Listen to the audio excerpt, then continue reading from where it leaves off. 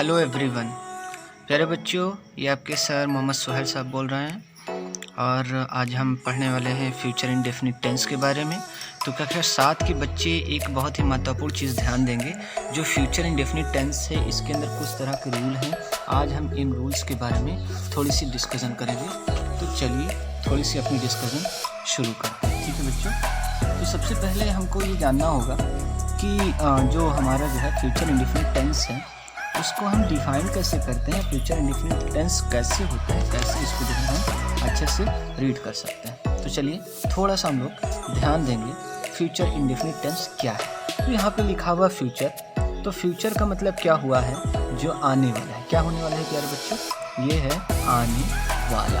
आने वाला, आने वाला यानी आने वाला यानी आने वाला यानी आने वाला यानी आने वाला कल की हम बात कर रहे हैं। इसकी बात करें प्यारे बच्चों, आने वाले कल की बात करें। ये बात आपको समझ में आ गई, ये बात पूरी क्लियर होनी चाहिए।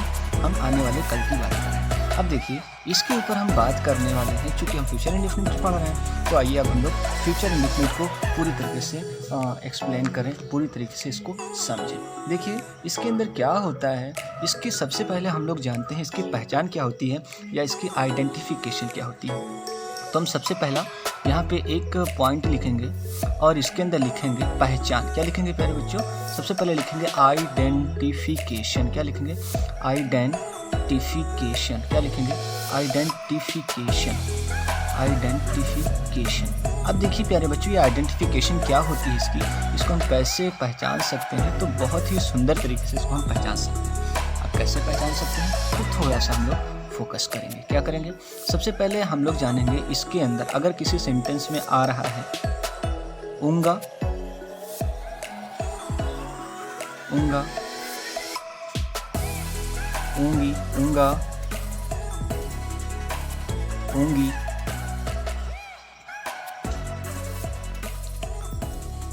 आएगी, आएगा, आएगी या आएगा, है ना, आएगी, आएगा, ऊँगा, ऊँगी, एंगा। अब बात करेंगे एंगा आदि के बारे में, है ना। तो ये चीज़ क्या होती है, ये चीज़ एक चीज़ बताती है कि इसका आइडेंटिफिकेशन, जिस आइडेंटिफिकेशन के बारे में हम बात कर रहे हैं, ये कह रहा है इसका ऊँगा, ऊँगी, ऊँगा, ऊँगी, एंगा, आएगी, आएगा, एंगा, एंगी आदि, ये चीज़ इसकी आइडेंटिफिकेशन होगी। जहाँ पे भी हमें ये सारी चीज़ें दिखेंगी तो आप जान जाएंगे कि हम किस चीज़ के बारे में बात कर रहे हैं, हम फ्यूचर इंडेफिनिट टेंस के बारे में बात कर रहे हैं। अब चूँकि हमको ये पता है कि फ्यूचर इंडेफिनिट टेंस को हम कितने भागों में बांट सकते हैं, तो भाई classification, classification, classification of, classification of future, classification of future, ये आई नहीं है, ध्यान रखिएगा, गलती से पॉइंट लगे हैं। Classification of future indefinite tense, future indefinite, indefinite, future indefinite tense की हम क्लासिफिकेशन आज करेंगे। तो इसके बारे में थोड़ा सा और फोकस कर लीजिए, ठीक है। तो देखिए फ्यूचर इंडेफिनिट टेंस को हम 3 भागों में क्लासीफाई करते हैं। कैसे क्लासीफाई करते हैं, क्लासीफाई का मतलब क्या है सबसे पहले ये जान लें। तो क्लासीफाई का मतलब होता है बांटना। क्या करना मेरे प्यारे बच्चों, तो क्लासिफिकेशन का मतलब होता है बांटना। क्या करना भाई, बांटना होता है, ठीक है। अब हम इसको कितने भाग में बांट रहे हैं, तो ज़रा सा इसके ऊपर फोकस कर लें। 1, 2, 3। अब हम 3 भागों में इसको बांट देंगे। कितने भागों में बांटेंगे, 3 भागों में बांटेंगे। तो सबसे पहले जो पहला भाग होता है उसका नाम होता है अफर्मेटिव। क्या होता है मेरे प्यारे बच्चों, प्यारे बच्चों उसका होता है अफर्मेटिव। क्या होता है, अफर्मेटिव। क्या होता है, अफर्मेटिव। क्या होता है प्यारे बच्चों, अफर्मेटिव सेंटेंसेस। क्या होता है, अफर्मेटिव सेंटेंसेस, ठीक है। अब दूसरा जो बात करते हैं उसकी बात आती है नेगेटिव की। क्या किसकी बच्चों बात आती है, नेगेटिव की। किसकी बात आती है प्यारे बच्चों, दूसरे की आती है नेगेटिव की। किसकी आती है, नेगेटिव की, ठीक है। अब नेगेटिव सेंटेंस आ गया। नेगेटिव सेंटेंस के बाद हम एक चीज़ बड़ी सुंदर बात करते हैं जिसका नाम है इंटेरोगेटिव। क्या नाम है, इंटेरोगेटिव। क्या नाम होता है, इंटेरोगेटिव सेंटेंस, या इसको हम इंट्रोगेटिव सेंटेंस कहते हैं, क्योंकि प्रोनाउंसिएशन के लिए स्पेलिंग याद होनी चाहिए, तो इसलिए इंटेरोगेटिव मैंने कहा, ठीक है। अब ध्यान दीजिए यहाँ पे इंटेरोगेटिव सेंटेंसेस के बारे में हम लोग यहाँ पर बात करें। अब ये तो 3 तरह की मैंने क्लासिफिकेशन कर लिया है। 3 तरह की क्लासिफिकेशन करने के बाद आज थोड़ा सा हम लोग और आगे चलेंगे। अब सबसे पहले हम लोग देखेंगे, यहाँ पर आप देख सकते हैं अफर्मेटिव लिखा है, तो सबसे पहले हम लोग अफर्मेटिव की बात करेंगे।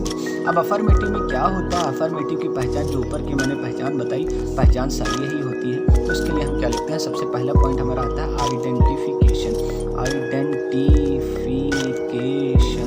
कितनी प्यारी सी बात है। आइडेंटिफिकेशन को हम क्या कहते हैं हिंदी में, आइडेंटिफिकेशन को हम हिंदी में कहते हैं पहचान। क्या कहते हैं मेरे प्यारे बच्चों, पहचान कहते हैं। अब पहचान क्या होती है, इसको थोड़ा सा फोकस करेंगे। जो चीज़ मैंने यहाँ पर ऊपर ये चीज़ दिखाई है, ये उंगा, उंगी, एंगा, ये सारी चीज़ें ही क्या होंगी, यहाँ पर लिखी जाएंगी, जो कि पहचान के रूप में बताई जाएंगी, ठीक है। तो यहाँ पर हम एक लाइन से लिखे दे रहे हैं,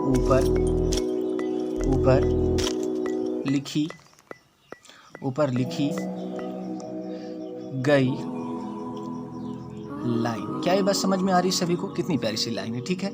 अब देखिए, अब इसके बाद हमारे पास एक बहुत ही प्यारी सी चीज़ आती है आइडेंटिफिकेशन, तो अब हम लोग ने समझ लिया है। अब सबसे पहला, अब उसके बाद हम बात करेंगे रूल के बारे में। किसके बारे में बात करेंगे प्यारे बच्चों, उसके बाद बात करेंगे रूल के बारे में। अब इसका रूल क्या होता है और इसके साथ साथ क्या क्या चीज़ लगता है, तो देखिए RULE रूल।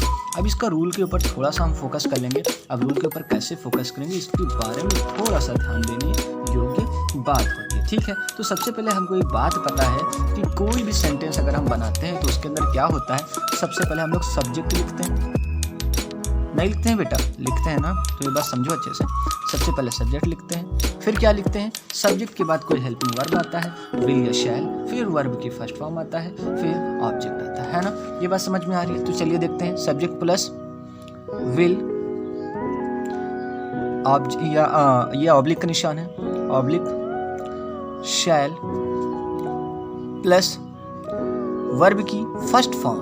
कितनी प्यारी सी बात है, वर्ब की फर्स्ट फॉर्म प्लस क्या चीज़ होता है, प्लस ऑब्जेक्ट होता है। क्या होता है, प्लस ऑब्जेक्ट होता है। तो ये बात हम लोग को पूरी तरीके से समझ में आ रही है, राइट। अब देखो, इसको, ये काफ़ी ज़्यादा इंपॉर्टेंट रूल है, तो हम इसको क्या करेंगे, इसको एक बॉक्स में बंद कर लेंगे ताकि ये दूर हमसे भागे ना, और इस सारी चीज़ों को हम डिस्कस करेंगे। ये बात क्लियर है सभी को मेरे बच्चों, ये बात सभी को क्लियर है।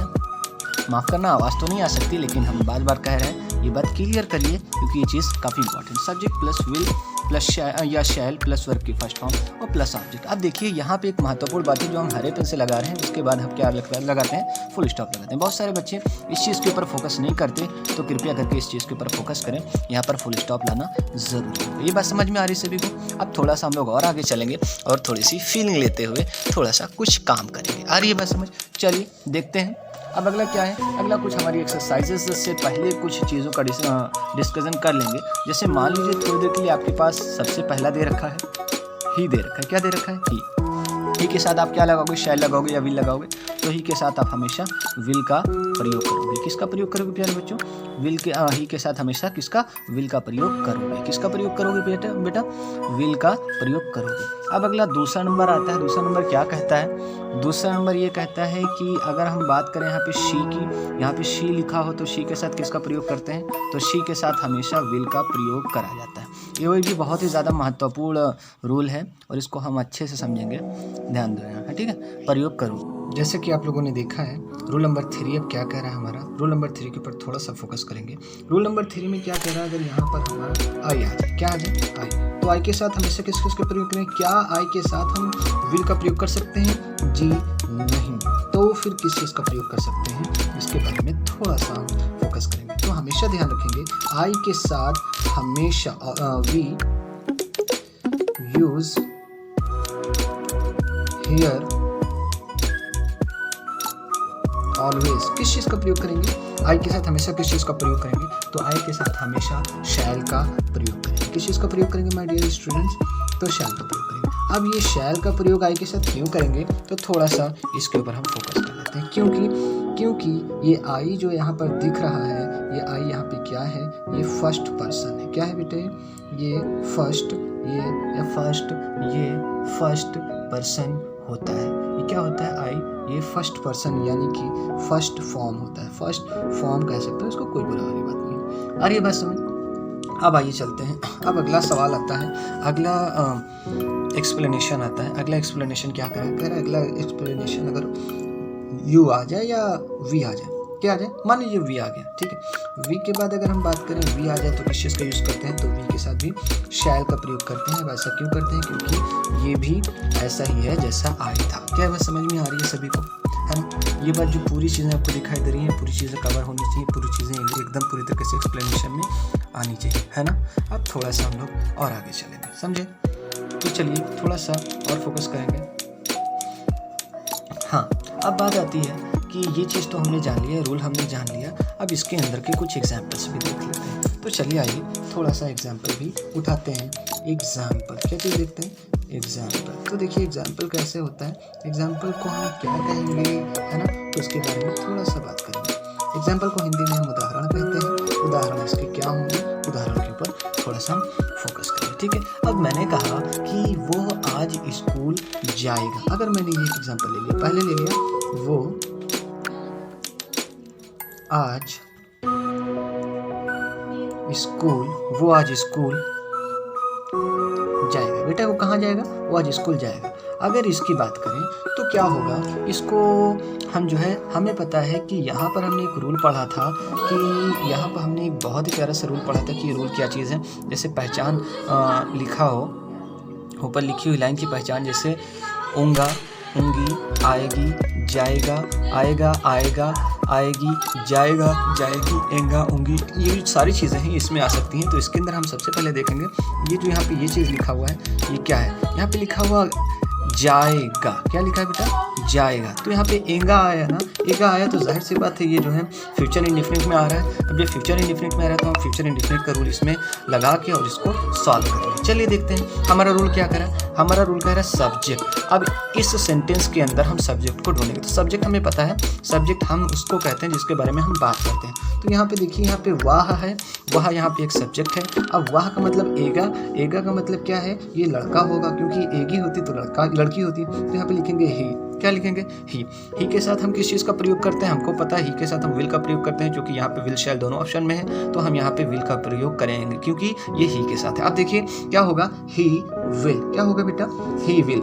ही विल क्या है? He will. क्योंकि हमें पता है कि सब्जेक्ट प्लस शैल या विल प्लस वर्ब की फर्स्ट फॉर्म, तो विल लगा दिया, वर्ब की फर्स्ट फॉर्म की बात आई। अब यहाँ पे वर्ब की बात करें। वर्ब क्या है? जाएगा। वर्ब क्या है? जाना। यहाँ पे जाएगा के अंदर एक शब्द छुपा है जिसका नाम है जाना। जाना यहाँ पे वर्ब दिख रहा है, तो वर्ब यहाँ पे इसका यूज़ करेंगे। तो जाहिर सी बात है हम वर्ब की फर्स्ट फॉर्म हमें पता है, हम यहाँ पे देख रहे हैं। तो वर्ब की फर्स्ट फॉर्म हमारा गो होता है, जाने का। तो हम यहाँ पे लिख देंगे ही विल गो। अब कहाँ जाएगा उसके बारे में बात करेंगे। तो टू स्कूल। कहाँ पे? To school. कहाँ पे बेटा? To school. तो यहाँ पे he will go to school. अब कब जाएगा?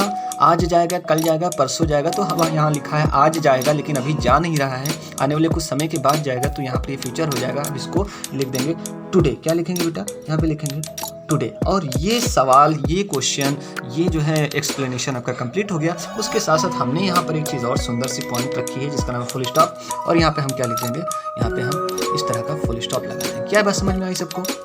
बस ऐसे ही हम लोग एक क्वेश्चन और उठाएंगे, उसके बाद में हम आपको होमवर्क देंगे। इस तरह के अफर्मेटिव की लगभग 5 से 7 क्वेश्चन आपको करना है, जो कि जो है अफर्मेटिव के होंगे। उसके बाद में हम कल की क्लास में नेगेटिव के बारे में डिस्कशन करेंगे और परसों की क्लास में इंट्रोगेटिव के बारे में डिस्कशन करेंगे। उसके बाद में ये चीज़ आपकी समाप्त हो जाएगी। चलिए दूसरा देखते हैं। उदाहरण नंबर 2 क्या कह रहा है? उदाहरण नंबर 2 कह रहा है कि मैं आज खाना खाऊंगा। मैं आज क्या करूँगा? मैं आज खाना खाऊंगा। तो देखिए ऐसा लगता है इसने कभी खाना नहीं खाया, तो इसलिए कहा मैं आज खाना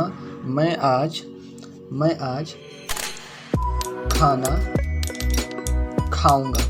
मैं आज क्या करूँगा? लिखा हुआ है मैं आज खाना खाऊंगा। ठीक है। अब देखिए यहाँ पर एक सबसे अच्छी बात है, उंगा लिखा हुआ है। हम लोगों ने एक चीज़ यहाँ पे अपनी जो है उसमें देखा था कि उंगा उंगी होगा, तो यहाँ पे उंगा लिखा हुआ है, तो उंगा को हम देखेंगे और उंगा को हम अच्छे समझेंगे। लिखा है मैं आज खाना खाऊंगा, तो जाहिर सी बात है ये फ्यूचर इंडेफिनिट में आएगा। अब ये अफर्मेटिव है क्योंकि यहाँ पे नेगेटिव वेगेटिव की कोई बात नहीं है, नहीं की कोई बात नहीं है, कोई क्वेश्चन नहीं पूछा रहा, तो जाहिर सी बात है अफर्मेटिव है। अफर्मेटिव मतलब पॉजिटिव वे में कोई बात कहना, उसको अफर्मेटिव कहते हैं। अब चलिए इसको सॉल्व करते हैं थोड़ा सा, है ना। इसको कैसे सॉल्व करेंगे? यहाँ पे लिखा है मैं का मतलब आई, यहाँ पे क्या लिखा है, मैं का मतलब आई। हमें पता है आई के साथ किस चीज़ का प्रयोग करेंगे, वी यूज़ हेयर ऑलवेज शैल। तो भाई शैल के बारे में बात करेंगे तो आई के बाद क्या होगा, यहाँ पे लिखेंगे आई के बाद शैल लिखेंगे। क्या लिखेंगे भाई, आई के बाद शैल, तो आई शैल के बाद यहाँ पे लिखा है विल या शैल के बाद यहाँ पे वर्ब की फर्स्ट फॉर्म। तो वर्ब की फर्स्ट फॉर्म के अंदर देखेंगे खाऊंगा का मतलब ईट, आई शैल ईट बेटा सी ने ये ई है, आई शैल ईट क्या करूंगा, आई शैल ईट द फूड। क्या चीज़, आई शैल ईट द फूड, मैं खाना खाऊंगा। कब खाऊंगा, तो आज खाऊंगा, तो इसलिए आई शैल ईट फूड टुडे। क्या खाऊंगा, खाना खाऊंगा। कब खाऊंगा, आज खाऊंगा, तो इसलिए आई शैल ईट टुडे। अब चूंकि यहाँ पे हमारे पास फुल स्टॉप लगा है तो यहाँ पे हमने फुल स्टॉप लगा लिया है। इस तरह के आपको क्वेश्चन करने हैं, क्योंकि ऐसे ही क्वेश्चन अगर आप करते जाएंगे तो ये रूल आपने अच्छे से याद करिएगा और इंशाल्लाह आपका जो है फ्यूचर इंडेफिनिट कंप्लीट हो जाएगा। तो बस आज के लिए इतना ही था। और उसके साथ साथ एक HW है, जो HW आपको काफ़ी ज़्यादा इम्पॉर्टेंट देगा, है ना। चलिए देखते हैं, HW के ऊपर फोकस कर लें थोड़ा सा। इसके 15 सेंटेंस, इसके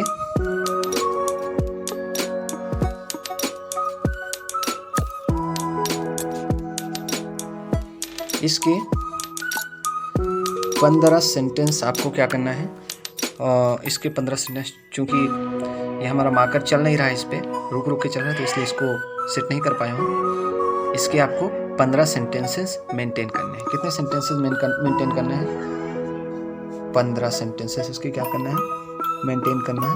यही क्या होगा, आपका HW होगा। समझ में आ गई बात। आज के लिए इतना ही। आज हम लोगों ने फ्यूचर इंडेफिनिट टेंस सीख लिया है। तब तक के लिए अल्लाह हाफिज़। स्टे होम रहिएगा, स्टे सेफ रहिएगा और फिर स्कूल में मिलेंगे इंशाल्लाह।